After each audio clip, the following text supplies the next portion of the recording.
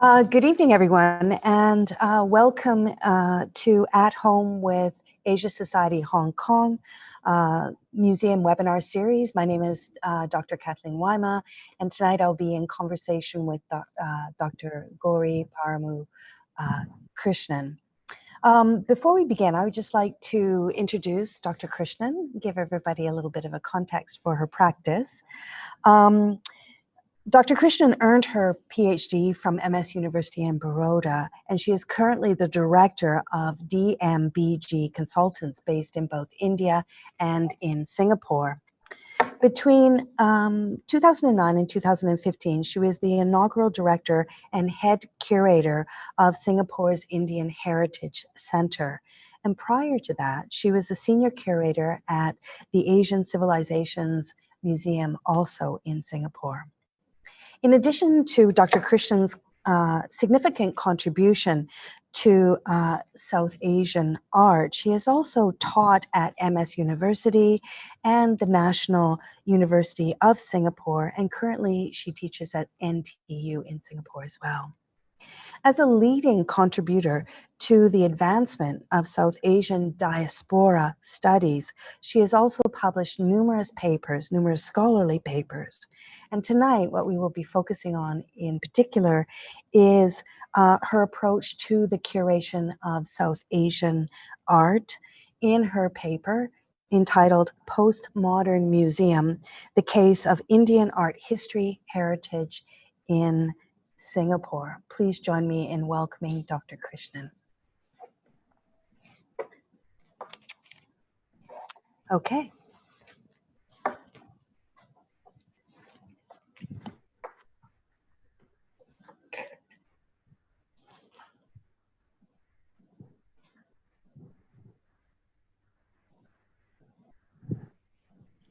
Thank you. Thank you, Dr. Kathleen, for this very kind introduction, and also for sharing a little bit background about my work in Singapore and my association with art history and museum curation.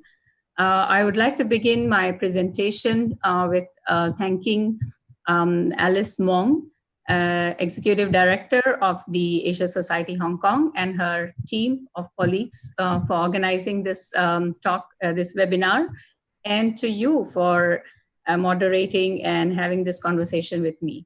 So without further delay, let's look at the slides. I will now turn to the share screen mode, and I'll take you through the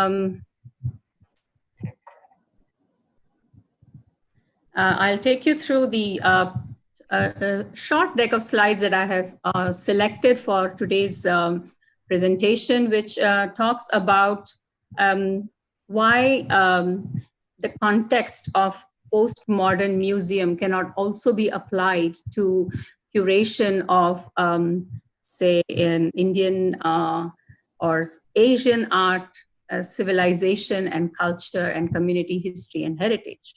So when we talk about, say, postmodern museum, we are referring to, of course, the modern movement in modern art museum, creation of modern art museums in the 20th century, and the postmodern museums such as the Centre Pompidou in Paris from the 70s, where the context of a museum begins with its architecture, and it has a signature style.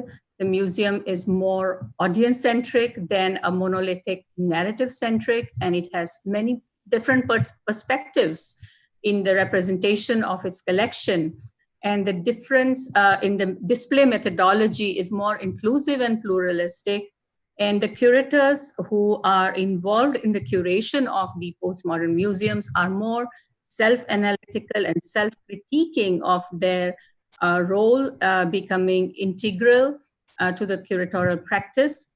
And the postmodern museums also not only adapt diversity of practices, but also representation of diversity through their art curation. So this is the context in which I would like to present this narrative and my own curatorial practice which emerges from the postmodern theoretical practice, which also was something that I studied and I taught as well as a lecturer in art history back in Baroda. So we are looking at post-structuralist, postmodern approaches where, of course, Orientalism and semiotics play a very important role in meaning making. And so when we are juxtaposing materials, when we are curating an exhibition of, say, Indian culture or Indian heritage, we are juxtaposing material which comes from the modern period as well as the ancient period. So we have classical material as well as contemporary material, and how to make sense of this quote unquote text that we are creating as well as reading, and where curator not only becomes the author, but the audience too becomes an author, quote unquote, in meaning making of these exhibits that we put together. And as you know, that the Asian Civilizations Museum and the Indian Heritage Center, where I had the good fortune, and I would like to thank at the outset both these institutions for allowing me to explore my curatorial adventure in representing art historical methodologies along with curation of ethnographic material, which developed hand in hand with modern postmodern approach to museum curation and meaning making. So importance was very much laid on the context of an artifact, where we are not only looking at the aesthetic, but also the cultural context almost on par. So as you would know and remember, the first iteration of the Asian Civilizations Museum, which has been long changed and revamped.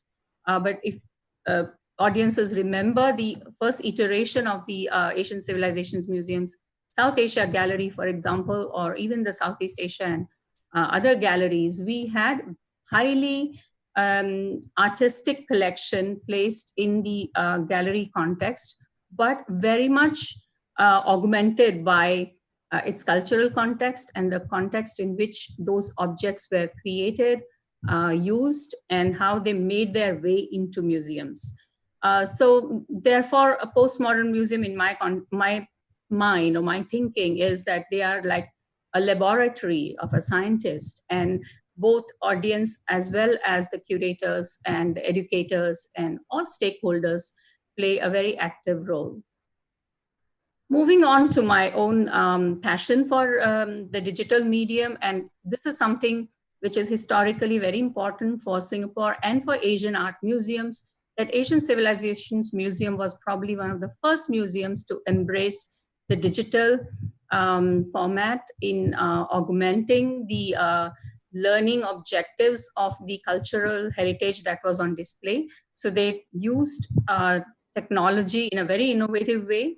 And I'm also a very strong proponent of use of technology in museums, but also as an educational tool.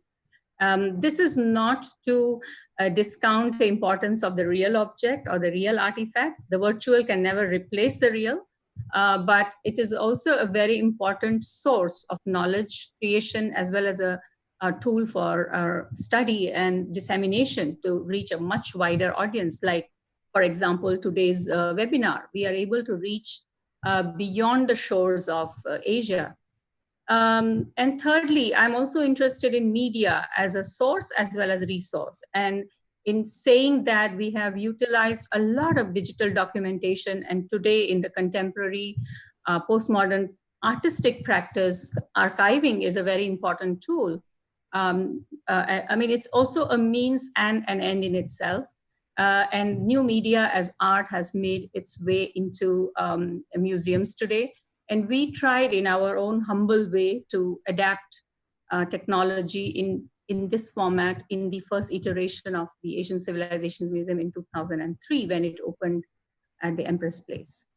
Now, moving our focus to the role of, or the place of Indian art, modern as well as classical in Singapore, I want to just give a quick overview. that the earliest, or when the National Heritage Board formed its museums, the first one to open was the Singapore Art Museum in 1997. And they were very progressive and very proactive in organizing this major exhibition of modern Indian art, 1947 to 1997, in collaboration with CIMA, Center for International Modern Art, based in Kolkata. And we had more than 50 artists of the range from Ramakinkar Baij and Binod Bihari Mukherjee to Atul Dodia and in Rimzan. So it was a very interesting survey exhibition, which also had a catalog, and you can see here the two images. And I will move on to talking about the national collection, in which some of the Indian artists are featured. This is a quick survey from the website, the roots.sg of Singapore, where you can actually go and view some of these artworks. There are more artists who are also featured. And in the non-museum or the non-national museum, there's also a very early historic collection of Indian art, sculpture, as well as some modern artists' works, which were donated by the government of India to the former University of Malaya, which has now become the NUS, National University of Singapore. And it was a teaching material. And when the universities split, the half of the collection went to Malaysia and half of it is in Singapore's NUS Museum, which was inaugurated in 2002. And I was also the guest curator for that exhibition. But since its first opening, it has again kind of put back in the storage. Then there is the Earl Loo Gallery. Dr. Earl Loo was a very important collector who started a collection, and his collection became the core of the LaSalle's Earl Loo Gallery, which has now become the Institute of Contemporary Art, which also has a significant collection of Indian modern art. Then we have some private galleries, and of course the Singapore Biennale, which is a very important showcase, which has always shown one or two, but not more, Indian artists in its offerings. So one can say that between the 90s and the 2000s, the interest in modern and contemporary art in Singapore is beginning to kind of diminish. Moving on to my methodological approach to what I did with ACM collection of Indian art or South Asian art, and also the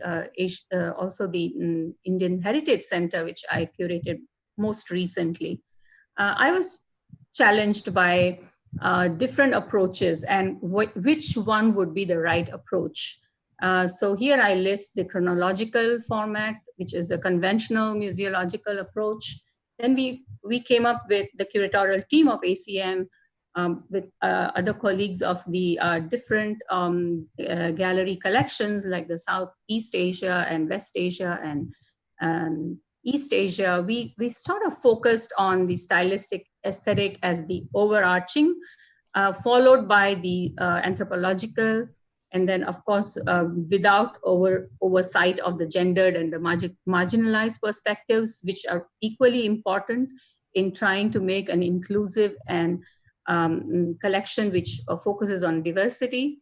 And also placed a lot of importance to modern media, such as photography, which was a very important starting point for many of our research explorations into the heritage of the Asian communities and the ancestral heritage of Singaporean multiracial communities. And of course, video played a very important role, multimedia played a very important role in the gallery display.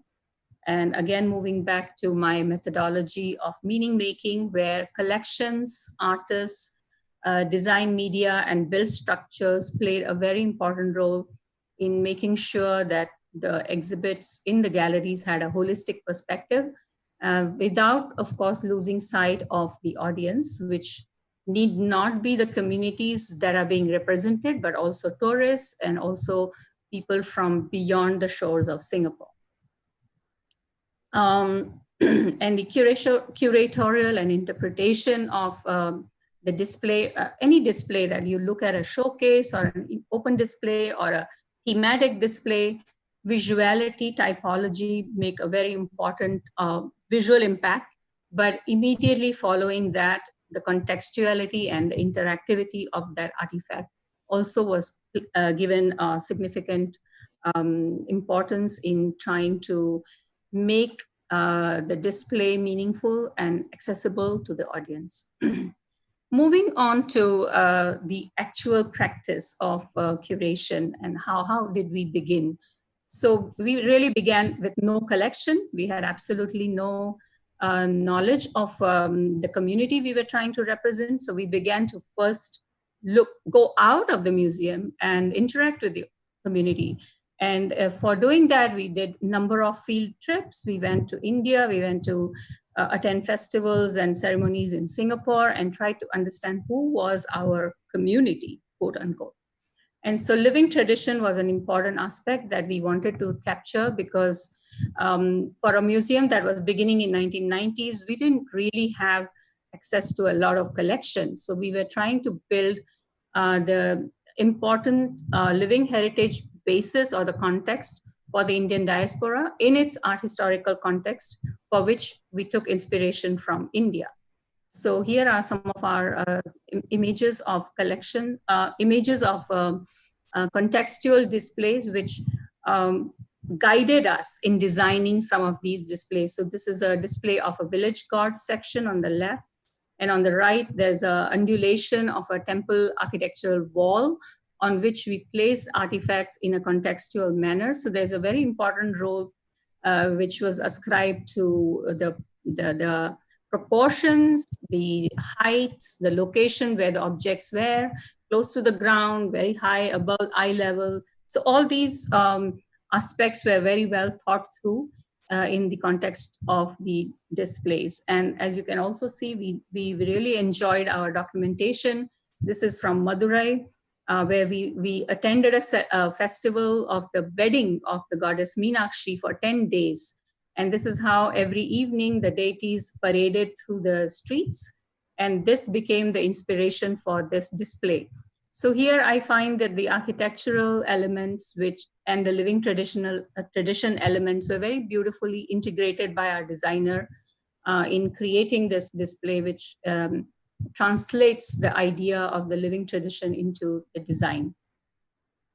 This is an example of archiving of local festivals. And this is the festival of firewalking, which is a celebration of the Mahabharata, the text Mahabharata, the Indian epic Mahabharata.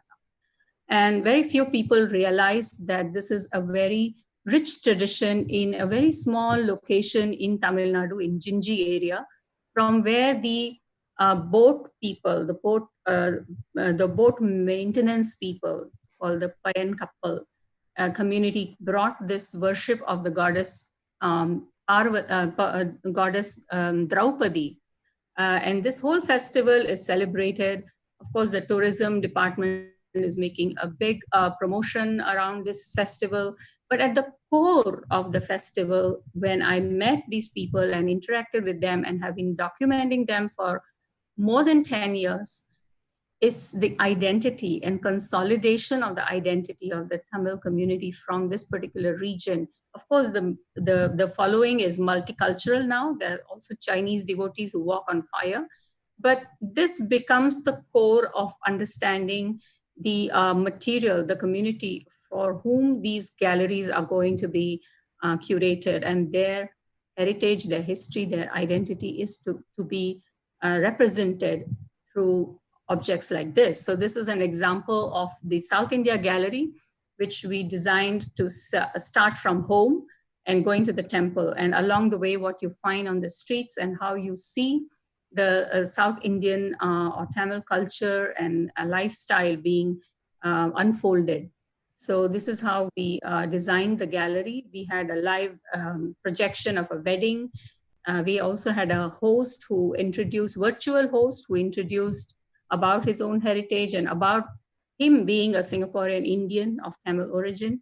So these were some of the key aspects of how living traditions, documentation and archiving translating into exhibition design, and then designing using digital media, educational interactives, which help people to contextualize what it means to be an Indian in Singapore. I would like to quickly move on to some of my special exhibitions. And this was our first exhibition, which we curated with collections from India, where we had our senior curator and then our new director, Dr. Kenson Kwok, and architect Mok Wei Wei, designing this exhibition, and a whole team of curators and myself were part of this exhibition. It was a mammoth exhibition, and for the first time we had 165,000 visitors visit this show. And this was a benchmark that had not been surpassed for many, many years. Again, the idea of the contextuality that I was talking about earlier, we were able to explore. So here you see an exhibit of the Pichwai. It's a painting that is placed behind the deity in a specific temple in Rajasthan. So we made sure we had the context right. So we put an altar in front to be able to explain to the visitors that this is the context in which this painting is to be seen or admired. I'm going to move faster so that we can actually see the collections, and especially in the manner in which the Indian Heritage Center was curated. So this was an exhibition on Ramayana, where we focused on the living traditions, and we went way beyond South Asia. We also curated Southeast Asia exhibits, which was very much designed around the story of the Ramayana, and in showcasing the significance of the adaptation of Ramayana and its absorption in Southeast Asian cultures. We had specific storytelling sessions in the galleries, as well as performers coming from Southeast Asia to give that perspective of the living traditions, which are until today practiced in Southeast Asia. So I'm going to move a little quicker. And further on, we also tried to juxtapose paintings and objects such as the silverware from Myanmar, along with a Madhubani painting and Cherial painting from Andhra Pradesh, and very high quality Basoli Kangra paintings from North India, illustrating the whole idea and the ethos of the popularity of Ramayana without allowing the judgment of high art and low art and segregating, the popular arts. So we didn't allow that to happen. We sort of displayed all of these in a synergetic manner, focusing and highlighting the popularity and artistic manifestations of Ramayana. And beyond that, of course, we also had a conference and a publication. So we did a lot of scholarly work without forgetting, of course, the younger audience. So we had a specially designed storybook, which was designed by a very clever graphic design firm in Singapore that adapted Basoli painting model to create illustrations for a specially written story book for children. So having said that, talking about the South and Southeast Asia's shared heritage of Ramayana, we now move on to another important aspect of my curation practice on the Nalanda Trail exhibition, which was actually a very good example of cultural diplomacy. And this was organized in conjunction with the East Asia Summit, where we showed how Buddhism has traveled from Eastern India to Southeast Asia and to China.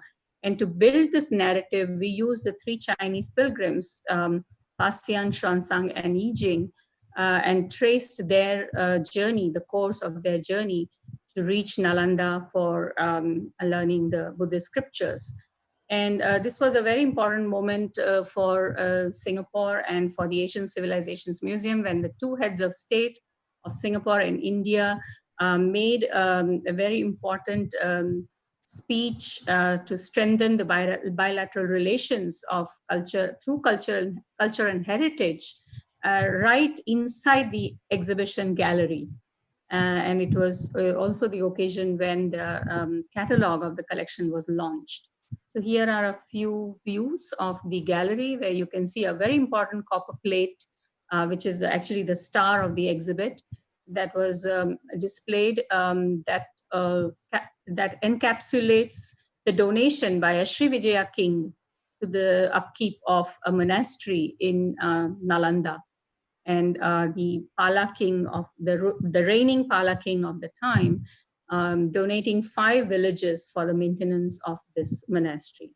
So you can see that a lot of the documentation, again, the archiving material has been utilized in contextualizing the display.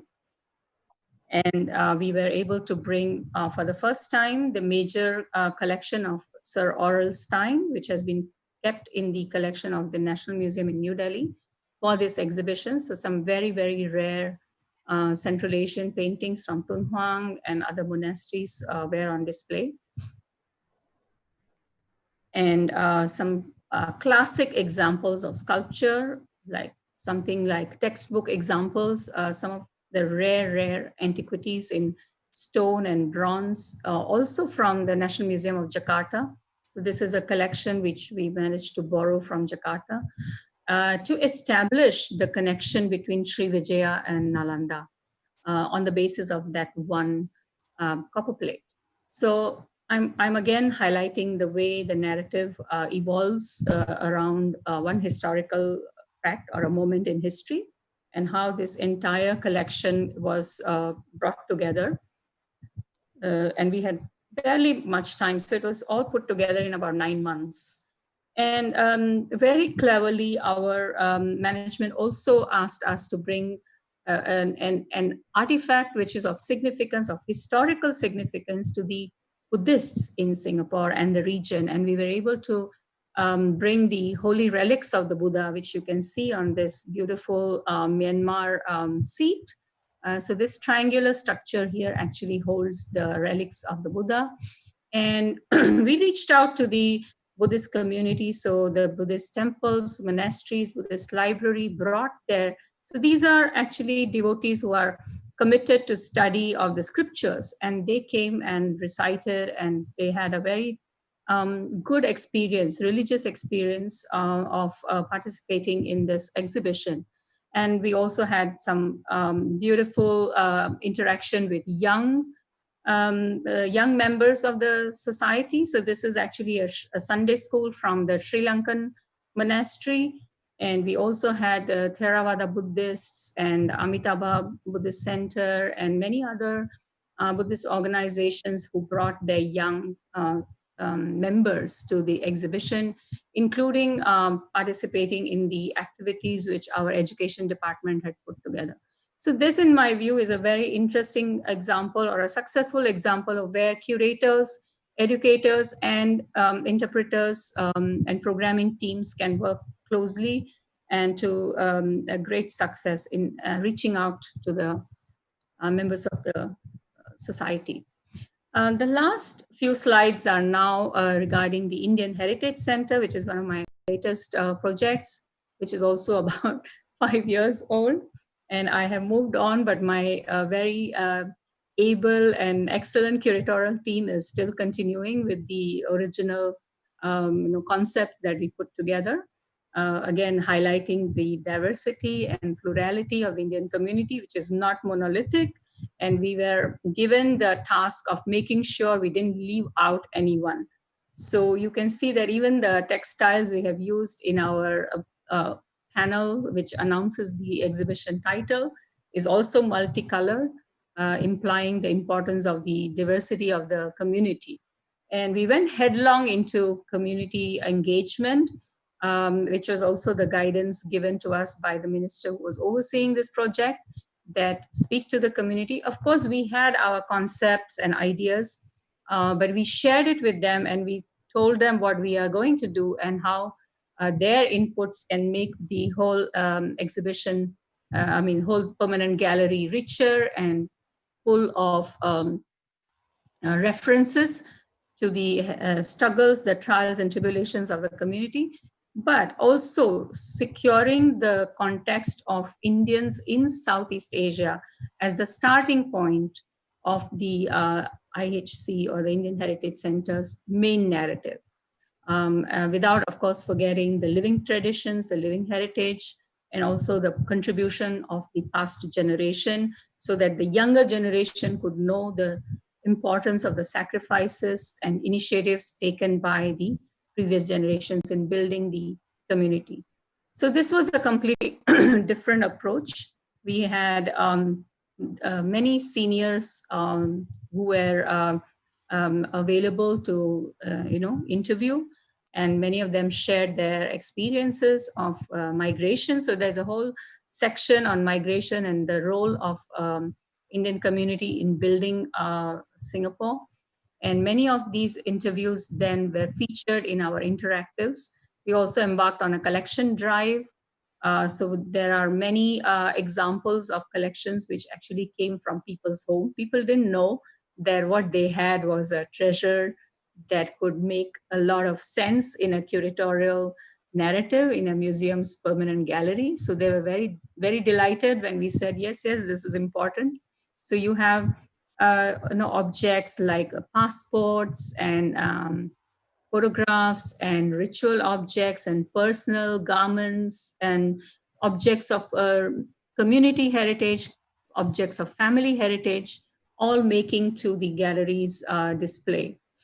And here I'm sharing a few examples of what the gallery looks like and how we have carried the concepts right up to the design of the benches. So the diversity concept carries on even in the color coding of the seating arrangement of the introduction. This is an object theater where we introduce the narrative of the 5 major themes that are explored in this gallery, using, again, virtual hosts. This is another recurrent theme in my curatorial practice, which I think is a very important way to give a people-to-people connection. And you'll be surprised to note that some of these characters are actually people or multiple people we have put together to create these characters, and they were auditioned, and of course they are acting their part, but we know the personality and the words that we have given them, the scripted for their speeches, are actually inspired from experiences of real life experiences of people. This is the archaeological heritage section, which I was talking about. Now, none of these objects come from Singapore. They are from different regions of Southeast Asia and also India. But the idea is to use them as signifiers of the exchange and transmission of ideas, technology, and belief system between South Asia and Southeast Asia, which was very much accelerated due to trade. And the idea of the virtual host recurs again in the galleries, where you have this virtual host actually popping up when you click a QR code. And this is a augmented reality virtual host, almost human size, human height, who comes and gives a narrative about the significance of this particular artifact. Now, there's this community of moneylenders, businessmen called the Chettiars from South India again, who migrated to Singapore in the 19th century. And they have a very influential role in the building up of the economy of Singapore. And so we wanted to highlight that aspect of their culture. And this augmented reality host enables the visitor to understand the artistic significance of its architectural heritage back in Chettinad. So they kind of came back and forth between India and Singapore and built these beautiful mansions back in India. So again, we are talking about the heritage and the rich culture that the people who migrated from India brought to Singapore, and how made Singapore their home and contributed, sometimes even transforming themselves completely into different professions, but still making a very important mark on the evolution of the country in its short historical time frame. Moving beyond cultural heritage, we also laid a lot of importance on social and political awakening and the role of mass media. So this brings us to, again, the modern period and the use of photography and use of printing press and technology of printing, how it augmented people's understanding of political happenings within Singapore, within Asia, within India and the world. This was also the time of the First and the Second World Wars, and how radio made a very important impact on awakening a sense of national identity, a sense of Indian identity, and the Tamil identity. So this is another aspect of curating memories, curating uh, curating using modern records like photography, newspapers, documents, travel documents, and also legal documents, and how we managed to curate those oral history narratives into these different uh, multimedia stations, which you can see how people are really engaged. There are more than 180 interviews loaded into these computers, which are more like it's in itself like a reference library where people can sit and listen and also learn about the contribution of Indians to almost every field in Singapore. And this is a growing collection. So this curation is an ongoing, never-ending process. So yeah, this was the last slide, and I think we've come to the end. I reserve my comments further since I would like to hear from Kathleen. Over to you. Okay. I will stop sharing now. Yeah. Thank you very much. I'd like to begin by maybe going back to your arrival in Singapore and your experiences in Singapore. You started at the Asian Cultural Museum in the 1990s, and at that point in time, it seems to me that the Singapore government set its sights upon actively developing its arts and culture sector. As you arrived in Singapore around this time, I'm wondering if you could share some of your experiences in that initial kind of developmental phase and how your experiences as a diasporic or a member of the diasporic community influenced or maybe directed how you approach your curatorial practice. Yeah, thank you. That's a very good question, and that was really my quandary. Here I am myself, a diasporic, person, a new migrant, a young professional migrant, not knowing very well the community and the culture of the place, and then trying to make sense of it. And there is all this political and economic acceleration of activities and exchanges, also because of the India's Look East policy and Singapore's response to that and actively engaging in India, and not just in the field of art and culture, but also in telecommunications, in the foreign direct investment, and defense collaboration. So it was a very rich period where there was everybody was very offbeat about collaborating with India or interacting with India, and the museums were very open to exploring possibilities. And many artists came through. Many private galleries were also interested in. Auction houses were also interested in dealing in Indian art, and they did start, but somewhere down the road, it sort of tapered off. Mm-hmm. Did you, I mean, I think that this idea of dispersal and connection, this idea of how within your curatorial practice, you have highlighted the importance of a living tradition, right? And I mean, it's interesting to note that often when educators speak of India and ask students for the impression of India, they always say, well, it's a traditional society. And what is a traditional society, and how is that different from the idea of a living tradition or embracing that methodology within a unit, within a museum? A museum, yeah. Again, very nice question. I think this is something that we encountered when we went to study the Indian community in Singapore. And that, of course, using some of the major festivals, which are very, very visible, and they happen, beyond the temple precincts. So it's very much visible to the multicultural Singapore. And yes, it is traditional, but you also realize that it's very multicultural. You begin to understand what is Southeast Asia. A slice of that you see in Singapore because it's the Indian festival, but many non-Indians are also participating and with a lot of fervor. They're volunteering. They are so that is when you realize that you are curating an Indian in a non-Indian environment and not just transplanting something from India into this foreign country.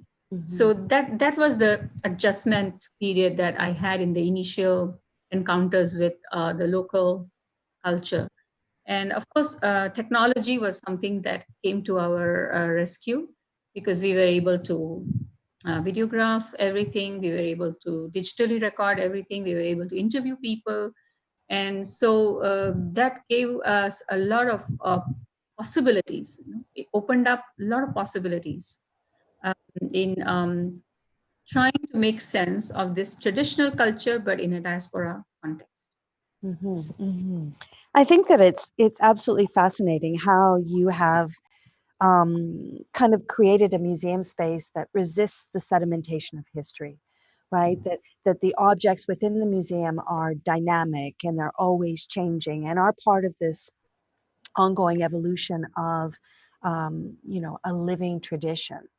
But how do you, this is maybe a problematic question, but how do you account for mistakes or errors? I mean, that things that you're not dealing with a stable historical record. So how do you, I mean, I think that maybe some of those things would be quite exciting, but have you had an experience with that? And if so, how have you adjusted a program or an installation to it? Interesting. I guess I'm sorry. I'm interested in how you let the object speak, right? And how the object sometimes doesn't speak in the way that we would expect it to in an interactive environment. Right. I think the way we tried to introduce the objects was not to was to suppress the curatorial voice and give voice to the community. In scripting some of our interactives, we managed to interview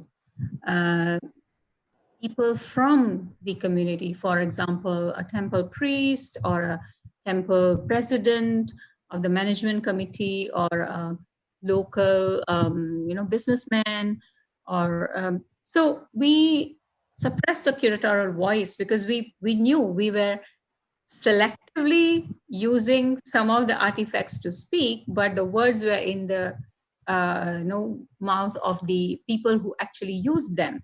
So for example, we have a Chettiar wedding necklace, and we had no clue. We had never even seen a Chettiar wedding, for which we actually took a special tour of South India. I took my whole team of curators and photographers to actually witness one. And what we did was we interviewed the community members who were putting together this wedding necklace. So we have a video of them arranging it and explaining to us one by one, this is how it is put together and this is what it means.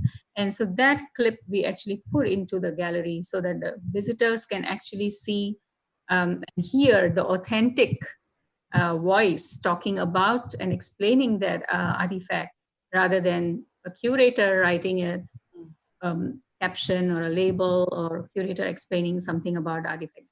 It doesn't have the kind of authenticity.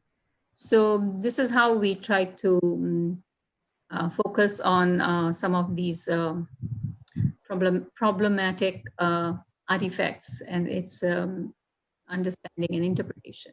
Because most people, even American museums who had these objects in their collection, really had no clue of what it is. And so let's not fall into the same trap and try to look at it as a beautiful object and just talk about its aesthetic value. Let's go to the community and get an authentic voice from the community to tell us what it is. Mm-hmm. I don't see many museums doing that. Yeah, it's interesting. It isn't. I mean, I think it's slowly changing, but yes, I mean, not a lot of museums. I think in Canada, there is more of an attention to that sort of idea of interaction. But I wonder how did Secondly, I forgot to answer your question in the context of, say, Indian Heritage Center. In the very first year when we began our interviews of the various veterans of the community, we realized that the narrative is going to become only centered around the males. There was hardly any female voice. There was hardly any female we were meeting. And so that made us realize, oh, it's going to be very imbalanced, this whole narrative. So let's look for women and let's find out what women did, how they contributed, even if it is just to managing the families, but it's a very important role, again, in the migration cycle, as well as in the post, what do you call, post-war, where people settled down and began to live like a family, and where all the cultural institutions came up, the temples developed, and where various educational societies were set up, language was being given a lot of importance. So that's when we realized that we also had to have a gender balance in our narrative. Mm-hmm. Interesting. I think it is very, very important, and I think that it speaks to also the changing dynamics of our world, right?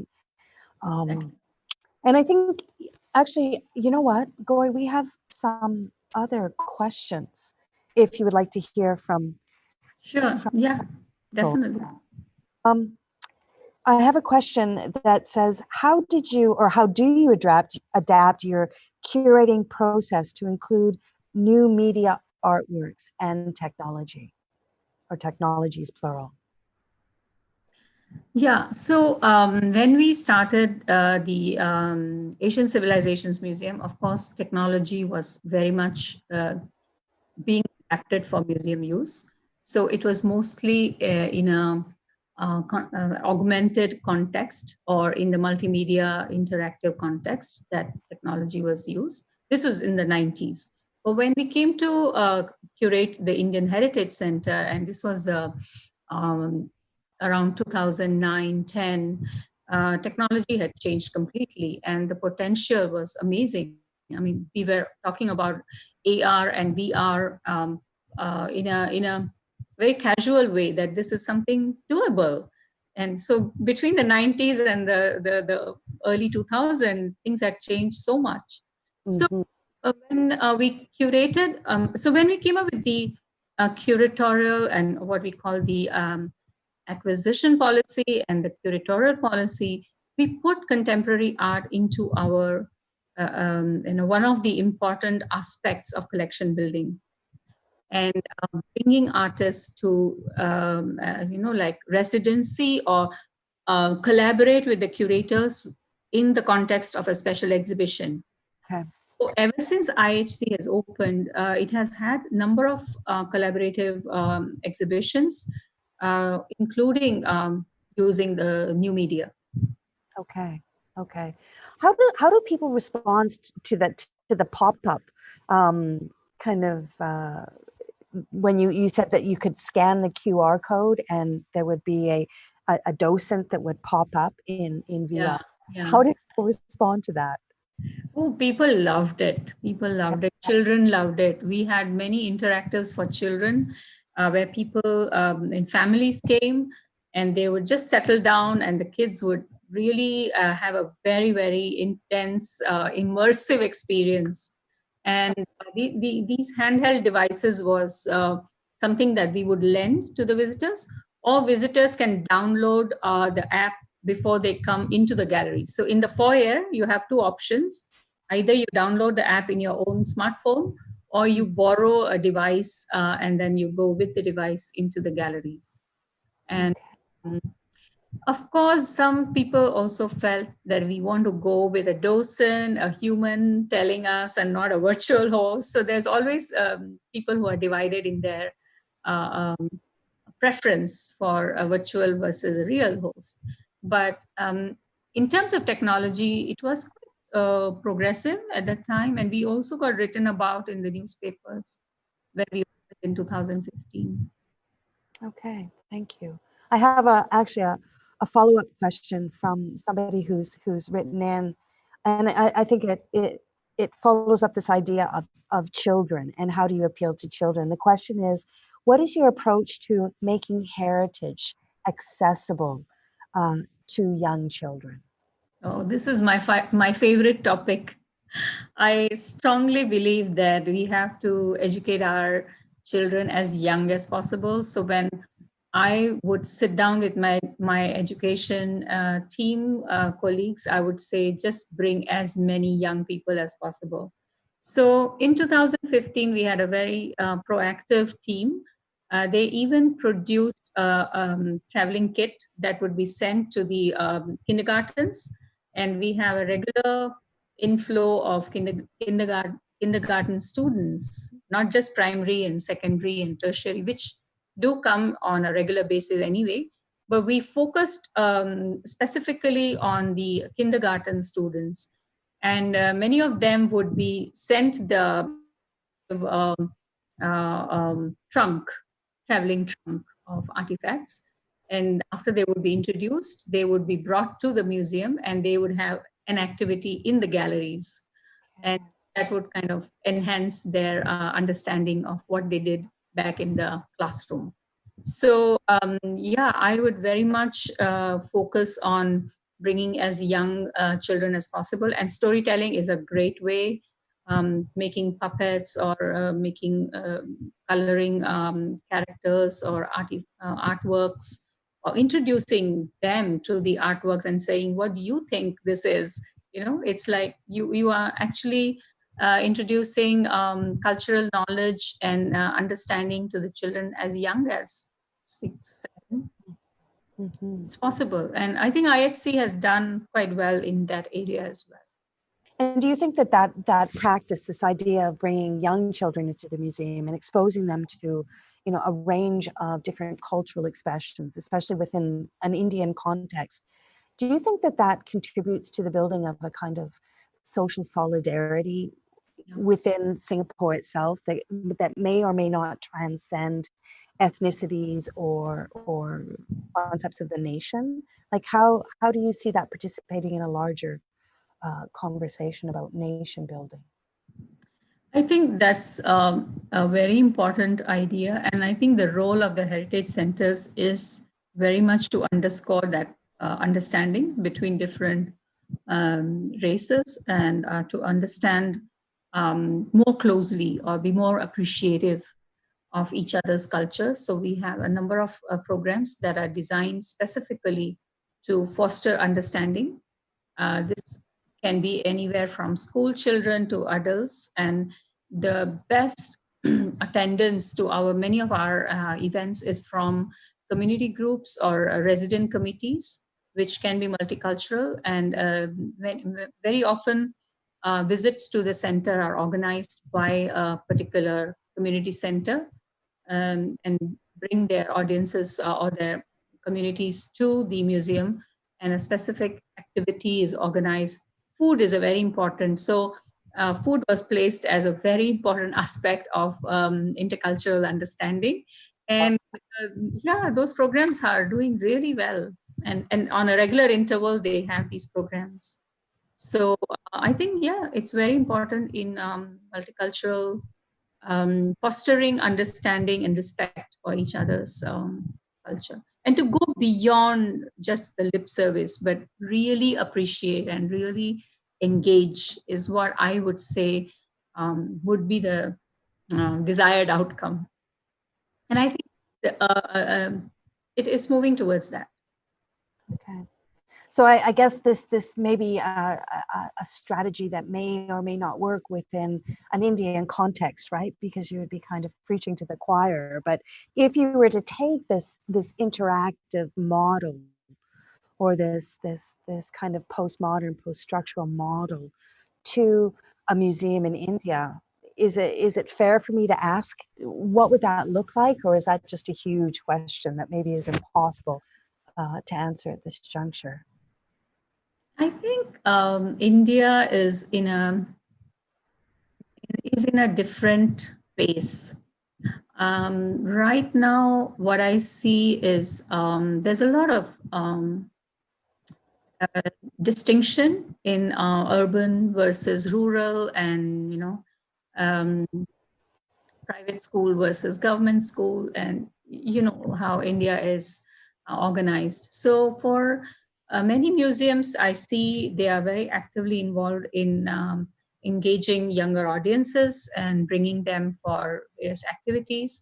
I think the way it is working right now, or the way it is happening right now, is to just get people to appreciate art, appreciate culture, Mm-hmm. become aware of your own heritage.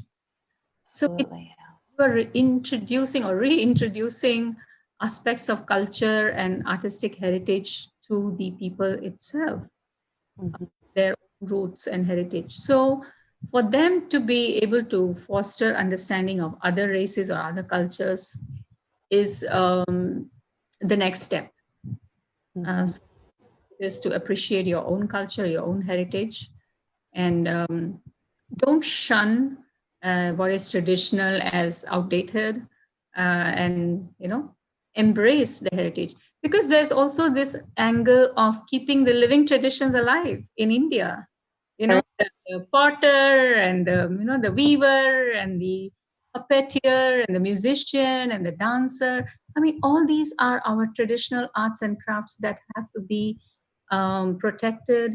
They have to be nurtured. They have to survive. And especially we, I attended a webinar very early in March itself, when people were talking about how this group of people are going to be so adversely affected. So museums can step in and help in one, promoting these traditional handicrafts and living heritage practitioners, what we call the intangible heritage. Yes, intangible heritage. It's very important, right? Yeah, and expose the younger audiences to respect them and preserve them. Mm-hmm. Mm-hmm. I think we have one more question. I'm just checking the time. Sorry, I was distracted. I was looking at my clock. Okay, so the question is, or I'll read the text to you, okay?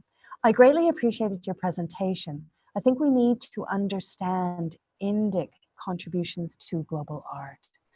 My impression of the images exhibition suggests that Indic art is Buddhist and Hindu.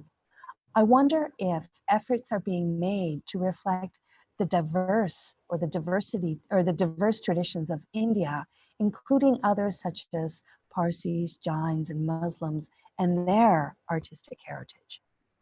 Oh, yes, absolutely. So the time was very short. But I did mention that at the outset, the brief given to me was make sure nobody is left out. And IHC is a true example of Parsi, Bora Muslim, uh, Jains, Sikhs, Mhm. every religion and every culture and every regional group has been represented. I didn't have the time to show slides of collections. So yes, absolutely. It's not Hindu Buddhist. I just highlighted a few examples of the exhibitions I curated. But right from the first exhibition that you saw, the Alamkara 5,000 Years of India, we had every culture covered, every religious group covered, and their artistic heritage and traditions covered. Yeah, so if this presentation gave you that impression, that's not correct. And that's really something that I work very hard to ensure that the minorities don't get neglected or, sidelined. Mhm. And Mhm. which is why the Indian Heritage Center is thematically arranged and not by community. So that, it gets a kind of a lopsided privilege to a community which is in majority. Okay. So, yeah, maybe I should have explained that at the outset. I think it's clear now. Yeah, thank I you. hope this answers the question. It's awkward because I can't. The person could write a response, but I'm wondering if I think I have time for one more question. I don't have any others